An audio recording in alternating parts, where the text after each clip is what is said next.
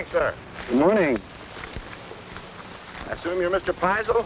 Yes, sir, I am. Leo Miller's my name. Glad to meet you. My associate is Mr. Glenn Klobe. Mr. Klobe, glad to meet you, sir. Mr. Pisel, we men are from the Army Corps of Engineers, Baltimore District. These are land appraisers from the United States Army Corps of Engineers, a military organization which performs many civilian functions. The Corps is responsible for river basin planning.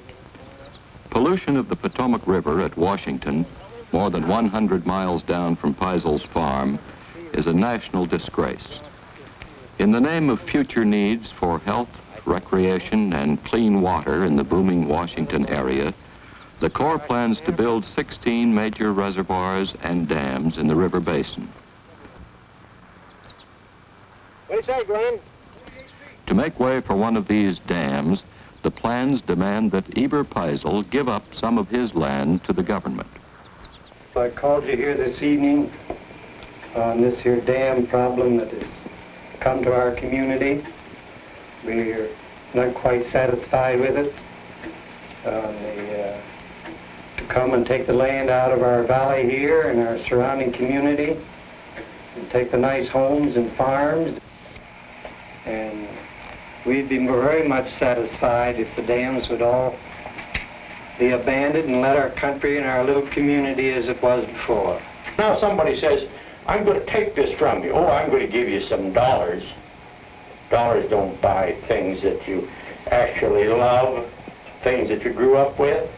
Dollars are just something that you spend tomorrow for something that you want for a short time.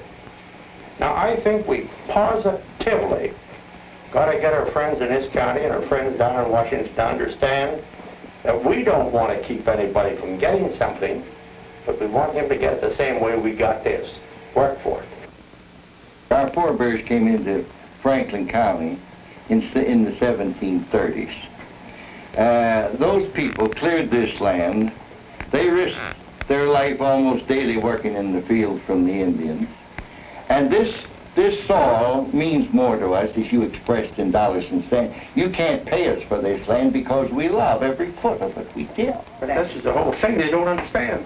Our rights have been eroded away over the years, and we are to blame that we did not raise our voice sooner. All of us, everyone gathered here tonight is to blame because we didn't do anything about it. Now we're beginning to feel the pressure, and we're to blame. I believe the people of this county feel exactly like we farmers do, and this is that they're not willing, under a disguise of improvement, to ruin their county in order that somebody might see his dream of engineering carried out on some creek.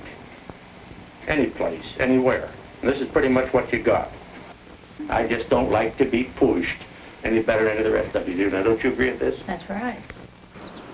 Our family has had roots in this region for 4 or 5 generations, and we've all lived here. We're farmers practically all our life. I don't know anything else. It's my entire livelihood. I think that the farm is always going to be a standby. It always was the mother of the world, and it's always going to be the mother of the world. Progress is coming along in a different way. I've seen it over my lifetime of 50 years since I've been growing up, that the farm had been a very good independent place. It is yet for the man that wants to be independent, and we have come now to the place where our land is sort of, you might say, going to be used for another purpose. As the Army Engineer Corps from Washington says, it's supposed to be a dam and take quite a bit of our land. In our hearts, we would hate to give it up. Of course, if they come and condemn it and take it, there isn't much we can do about it, I guess. We'll just have to go somewhere else. The basic trouble with the planning on the Potomac River thus far, and it's an example of the trouble elsewhere in the United States, is that planning has been entrusted to a technical agency, the United States Corps of Engineers, a group of engineers who are not qualified by professional training or point of view for planning for the human needs of an entire region. Colonel Roy Kelly, Baltimore office, United States Corps of Engineers.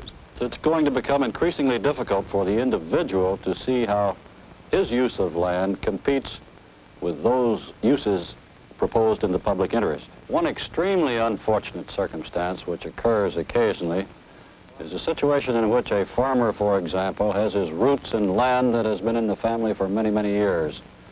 He's perhaps advanced in age and knows no trade other than farming. What happens to him when his land is required for any public works project?